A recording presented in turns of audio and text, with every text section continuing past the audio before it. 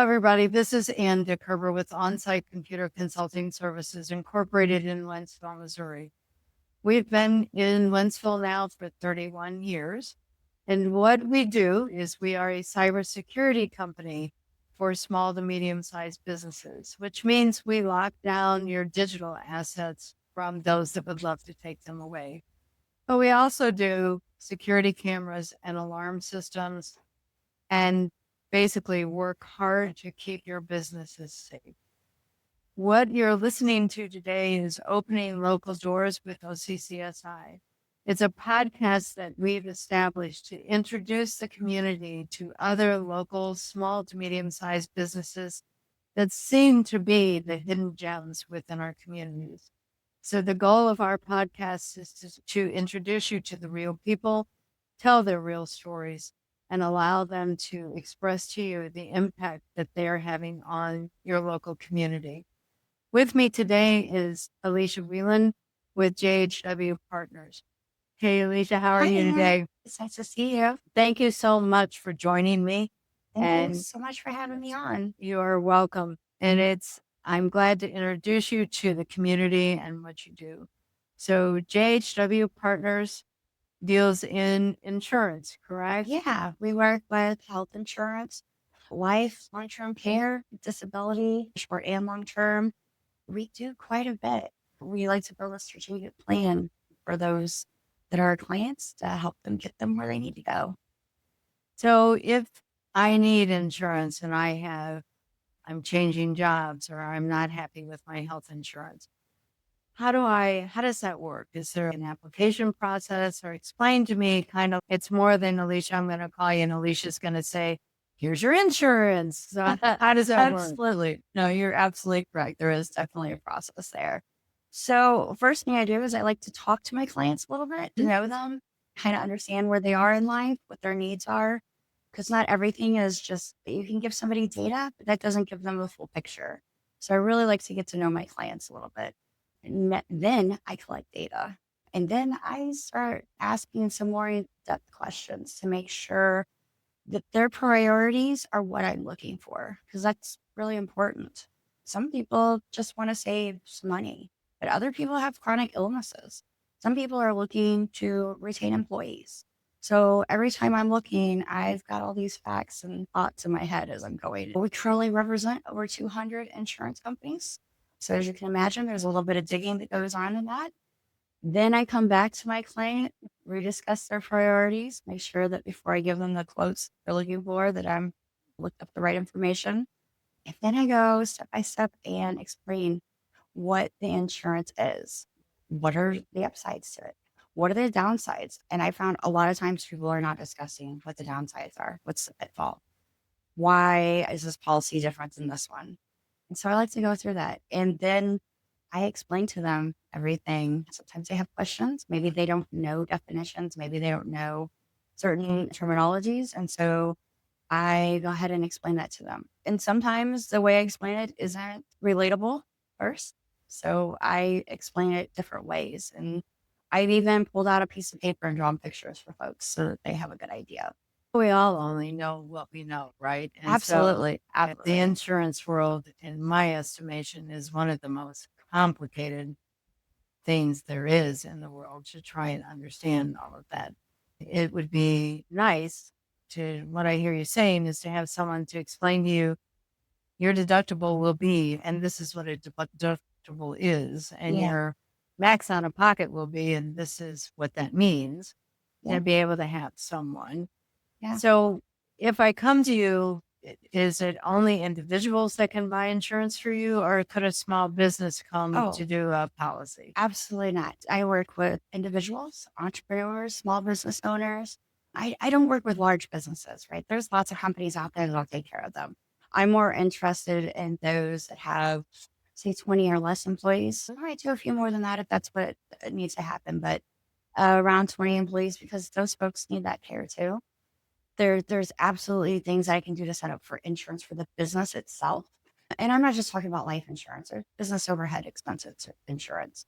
It reminds me of a type of disability insurance, but it is for the cost of your business, not you personally. So some protection for the business owner themselves if Absolutely. something would happen. Yeah, absolutely. Keep their business going when they have to take care of them. And what about, so we can do private, we can do small business. What about those that are making that transition from employer to Medicare or from private insurance to Medicare? Are those still clients for you then? Absolutely. Absolutely. And so part of that is because some of our owners are aging out and going into Medicare. And sometimes we just have those that we love and care for that need that extra help with that process. It's a little tricky if you're still on group insurance and you're moving into that 65 plus age group, because you can absolutely be on Medicare and still have your group insurance. Right. You really should talk to an agent about the ins and outs of that to make sure that you're not being hit with any penalties later. And what about people that husband and wife both work? Let's say wife has a corporate job and can cover spouse, but they really want some kind of secondary health coverage because of the expense. Oh, Is yeah, that still a thing? absolutely. And a lot of times when it comes to those situations, I would, depending on the information that I have, right, I would advise to get an indemnity plan to cover some of those copays that you may have for going to the ER, getting surgery, seeing your general practitioner. That might help with that weight of the cost. Then I'd imagine you can also help explain whatever those accounts are that when you have a medical expense, you can A take health money out of. savings account. There you go. Yes. Those are pre-tax dollars that go into an account that gets to be spent on just medical items, medications. Sometimes they allow for it to go towards deductible co-pays, and that's all tax-free. That's why it's a tax advantage account. And a lot of my small business owners like to take advantage of that. It's very advantageous for them to do so. So with insurance, there's been many changes over the years, over the month, it changes very rapidly. So the health plans, so every year, in my understanding, the premiums may change, the access to services may change.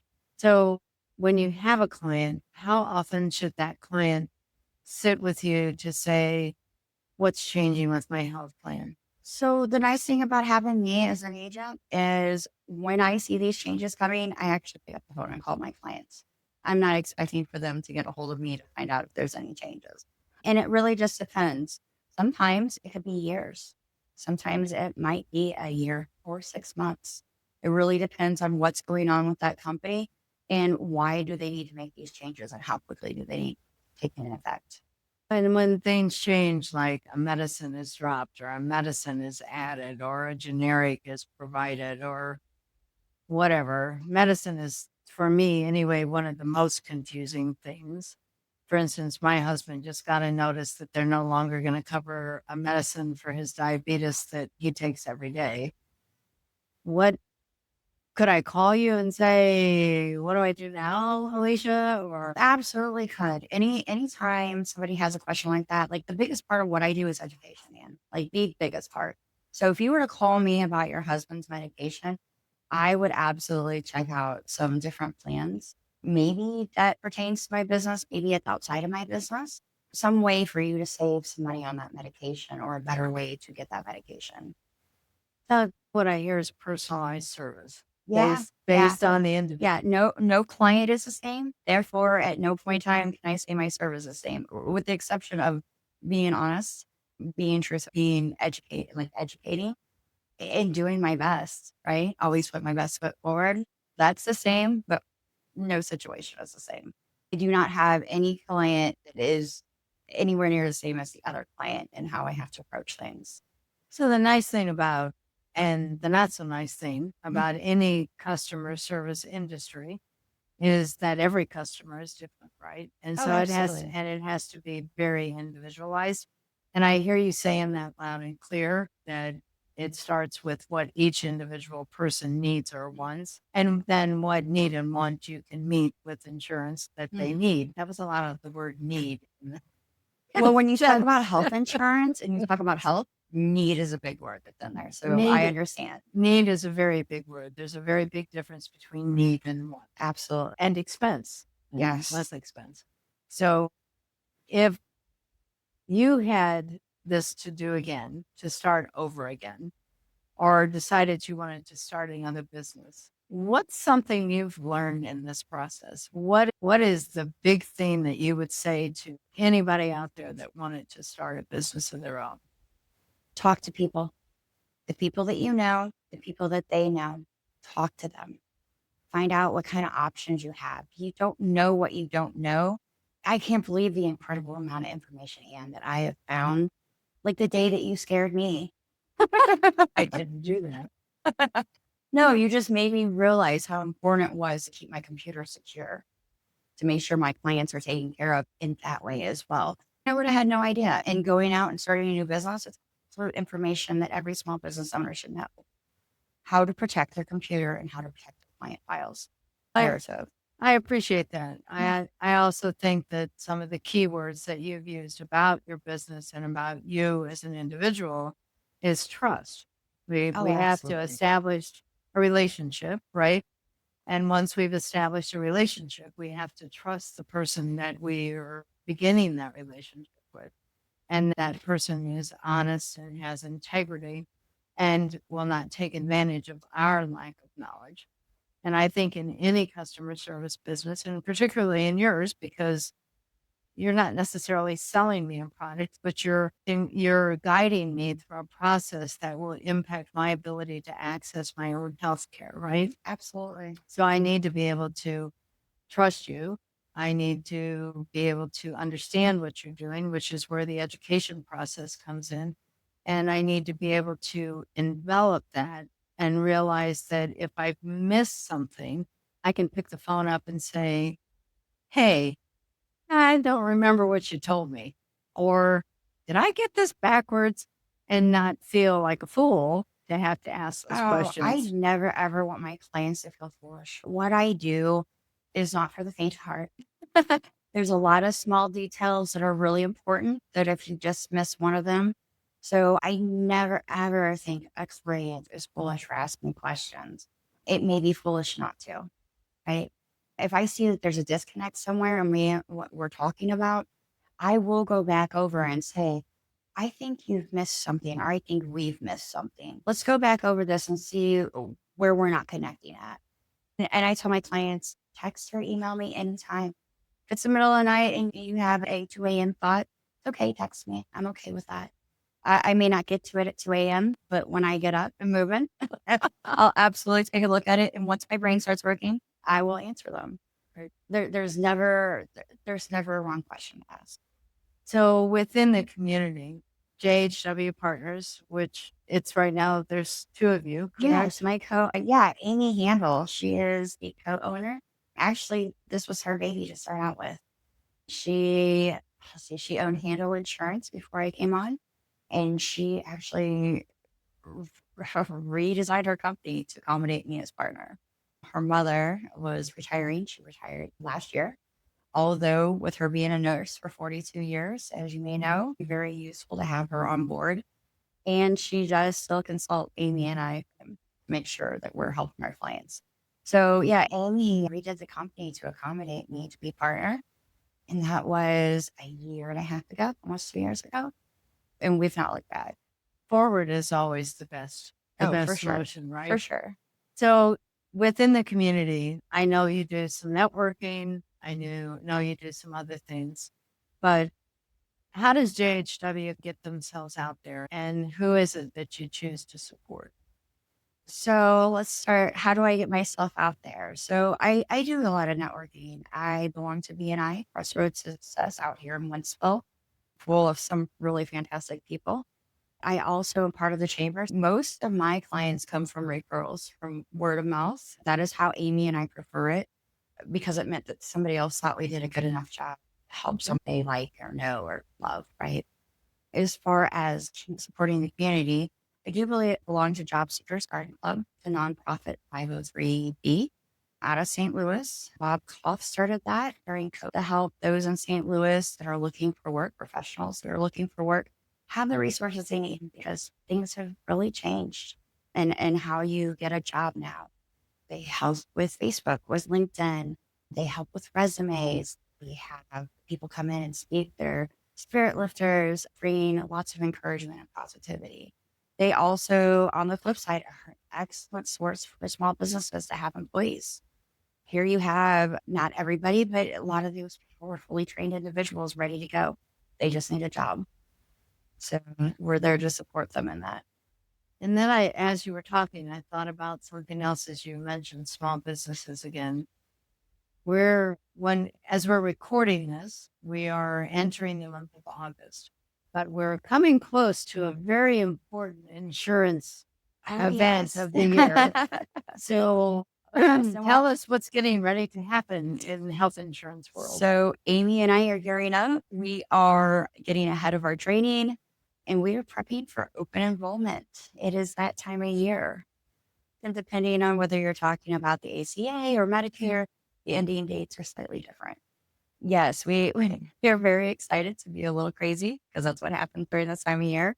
It is when an awful lot of people start remembering, oh no, I got to do this. And a lot of times it happens close to the last day. Please don't wait till the last day.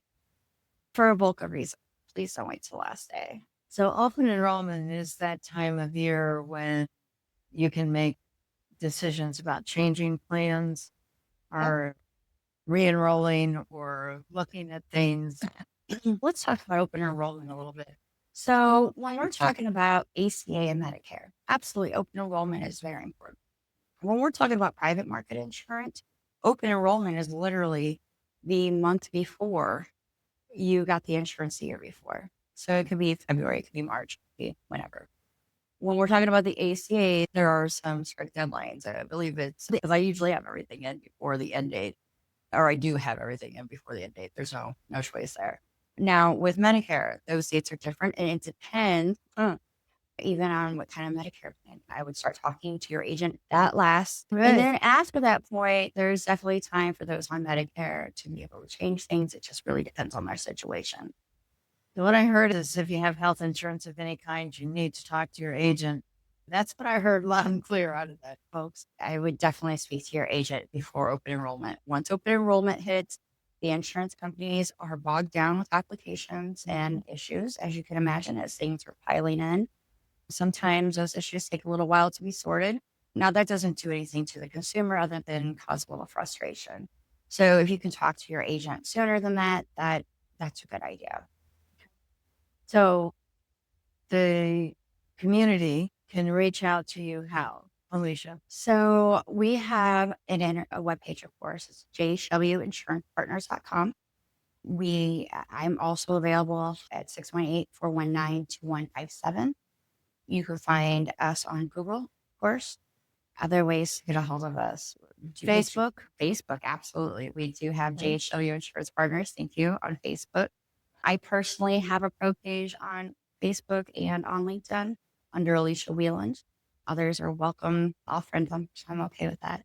I like friends. So say your phone number again, one time, but slower. Okay. 618-419-2157. All right. And the website one more time? JHWInsurancePartners.com. All right. So open enrollment. Don't forget it. Talk to your insurance agent. Alicia, thank you. Thank you so much, Anne, It's for been a having me. great time. You've scared the jeebers out of me about health insurance at this moment in I'm my so life. sorry. Not meant to. I did not mean to. All right, folks. That's it for this episode of Opening Local Doors with OCCSI.